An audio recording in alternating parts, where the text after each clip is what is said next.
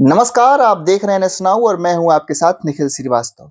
अगर आप भी बीएलओ हैं यानी कि बूथ लेवल ऑफिसर हैं तो इस वक्त आपके लिए जो नया काम आया है वो है लॉजिकल डिस्क्रिपेंसीज का।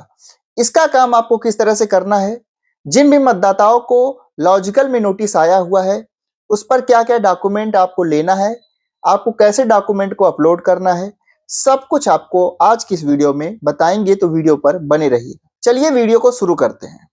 तो आइए आपको बता देते हैं कि आखिर ये जो नोटिस आए हैं लॉजिकल डिस्क्रिपेंसीज के, ये किस लिए आए हैं, क्या क्या कारण थे उसके लिए नोटिस आया है, और किस कार्ड के लिए कौन कौन सा डॉक्यूमेंट आपको लेना है, और एक फॉर्म भी है, उस फॉर्म को भरकर भी बीएलओ को साइन करके उसको भी डॉक्यूमेंट को अपलोड करना है। तो आइए सब कुछ आपको वीडियो में बताते हैं। चलिए वीडियो को शुरू कर देते हैं। तो आपको बता दें कि जो नोटिस आई हुई है ये 5 कैटेगरी में नोटिस आई हुई है। क्या क्या कैटेगरी है आइए जानते हैं। तो सबसे पहले वे मतदाता हैं जिनके पिता के नाम में अंतर है, यानी कि 2003 की सूची में पिता का कुछ और नाम था और अब पिता का कुछ और नाम डॉक्यूमेंट में है। और दूसरे तरह के मतदाता वे मतदाता हैं जिनमें माता पिता के 6 से ज्यादा बच्चों की मैपिंग हो गई है। तीसरा कारण यह है कि माता पिता और पुत्र पुत्री के बीच उम्र का अंतर 15 साल से जिनका कम है।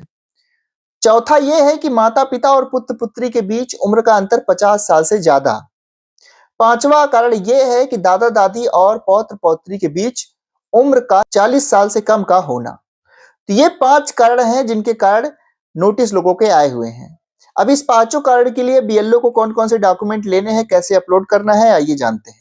और ये जानना इसलिए भी जरूरी है क्योंकि अगर आप सही तरीके से डॉक्यूमेंट अपलोड करेंगे तो मतदाता का नाम बच जाएगा और आपकी रिपोर्ट भी आसानी से पास हो जाएगी। स्टेप बाय स्टेप आपको सारा चीज समझाते हैं। सबसे पहले अगर पिता के नाम में भिन्नता है यानी कि अंतर है, 2003 में पिता का नाम कुछ और है, अब कुछ और है, तो उसके लिए आपको क्या करना है।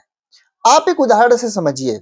जैसे वर्तमान लिस्ट में पिता का नाम राम सुरेश शर्मा है, लेकिन 2003 की लिस्ट में नाम सिर्फ राम सुरेश है या फिर केवल सुरेश ही लिखा है। तो उसमें क्या अपलोड करना है उसको जानते हैं। उसमें आपको 2003 की मतदाता सूची का वो पेज जिसमें मतदाता का नाम है उसको आपको अपलोड करना है। इसके साथ ही कोई भी एक ऐसा डॉक्यूमेंट जिसमें मतदाता का नाम प्लस पिता का पूरा नाम हो उसको अपलोड करना है। इसमें आधार कार्ड हो सकता है, मार्कशीट हो सकती है, परिवार रजिस्टर हो सकता है, पैन कार्ड हो सकता है, या फिर कोई भी जो सरकारी दस्तावेज है जिसमें पिता का नाम प्लस मतदाता का नाम होना चाहिए।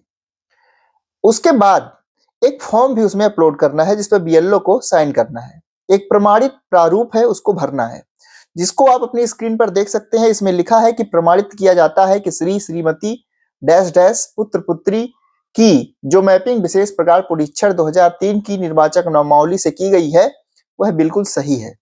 इसका कारण यह है कि पिछले और वर्तमान निर्वाचक नामावली में वर्तनी का अंतर है या मध्य अंतिम नाम में परिवर्तन या छूट जाने के कारण मेल नहीं हुआ। मतदाता का वर्तमान एपिक नंबर, वर्तमान नाम, बीएलओ का हस्ताक्षर डेट के साथ। अब बाकी के जो 4 विसंगतियां बच रही हैं, यानी कि बाकी के जो 4 कार्ड और हैं जिसके कार्ड नोटिस आए हुए हैं, उसमें क्या क्या आपको अपलोड करना है, आइए आपको उसके बारे में भी बताते हैं। अब एक माता पिता जिनके 6 से ज्यादा बच्चों के साथ मैपिंग हुई है, या फिर माता पिता और पुत्र पुत्री के बीच 15 साल से कम का उम्र का अंतर है, या फिर माता पिता और पुत्र पुत्री के बीच उम्र का अंतर 50 साल से ज्यादा है, और या फिर दादा दादी और पौत्र पौत्री के बीच उम्र का अंतर 40 साल से कम है, तो इसमें आपको क्या अपलोड करना है। इसमें सभी के लिए जो डॉक्यूमेंट कॉमन है वो आप जान लीजिए। ये सभी जितने भी हमने आपको बताया चारों, उसमें परिवार रजिस्टर की नकल जिसमें सभी सदस्यों के नाम होने चाहिए उसको आपको अपलोड करना है। इसके साथ ही 2003 की मतदाता सूची और उम्र का भी आपको एक डॉक्यूमेंट अपलोड करना है जिसमें आप मार्कशीट, आधार कार्ड, जन्म प्रमाण पत्र, PAN card, passport, driving licence, ये सारी चीजों में से कोई भी अपलोड कर सकते हैं। अब सबसे खास बात दादा दादी वालों के लिए, यानी कि जिनमें दादा दादी और पौत्र पौत्री के बीच उम्र का अंतर 40 साल से कम है। अब उसमें क्या करना है उसको आपको जानना चाहिए। तो उसमें आपको 3 डॉक्यूमेंट अपलोड करने हैं। पहला, मतदाता का डॉक्यूमेंट जिसमें पिता का नाम दिखना चाहिए। दूसरा, पिता का डॉक्यूमेंट जिसमें दादा दादी का नाम दिखना चाहिए, मतदाता के दादा दादी का नाम, और 2003 की लिस्ट का वो पन्ना का फोटो, और उसी के साथ एक फॉर्म भरकर भी अपलोड करना है। उसमें लिखा हुआ है जो आपकी स्क्रीन पर दिख रहा है कि प्रमाणित किया जाता है कि श्री श्रीमती कुमारी पुत्र पुत्री या फिर पति श्री डॉट डॉट डॉट का नाम आलेख मतदाता सूची में भाग संख्या इतना क्रम संख्या इतना पर अंकित है। मेरे द्वारा मतदाता का भौतिक सत्यापन व दस्तावेजों का मिलान किया गया है। मेरे द्वारा संबंधित मतदाता की विगत विशेष प्रकार परीक्षण से मैपिंग की गई है जो पूर्णतः सही है। बीएलओ का हस्ताक्षर करना है, नाम लिखना है, भाग संख्या लिखना है और इसको आपको अपलोड कर देना है। अब मेन पॉइंट, ऐप में आपको इसको कैसे अपलोड करना है, चलिए आपको बताते हैं। सबसे जरूरी यही है क्योंकि अब ऐप में ही सारा काम करना है। सबसे पहले जैसे आपने जब नोटिस शुरुआत में आई थी जिसकी मैपिंग नहीं हुई थी, वैसे सेम ही उसी कॉलम में जाना है आपको और नोटिस की जो रसीद है, पावती है, उसको अपलोड करना है जैसे आप नो मैपिंग वाले में करते थे। लेकिन इस बार अगर आप नोटिस देंगे तो उससे देते समय का जो फोटो है वो अनिवार्य नहीं है, तो आप केवल नोटिस भी अपलोड कर सकते हैं। अब स्टेप टू है आपको सबसे अंतिम ऑप्शन पर चले जाना है। इसमें सुनवाई के समय मतदाता या परिवार के किसी सदस्य का फोटो और उपस्थिति पंजिका का फोटो, ये दोनों फोटो अनिवार्य है।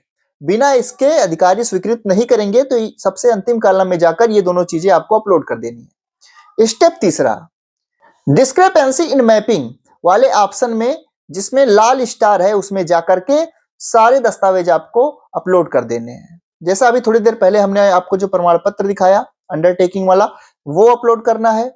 और जहां जहां लाल स्टार यानी कि रिक्वायर्ड वाला चिन्ह लगा हुआ है, सिर्फ वहीं आपको अपलोड करना है, बाकी जगह आप समय ना बर्बाद करें।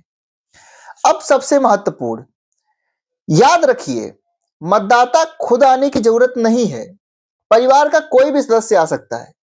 साक्ष्य मूल दिखा करके फोटो स्कैन करके आपको अपलोड करना है।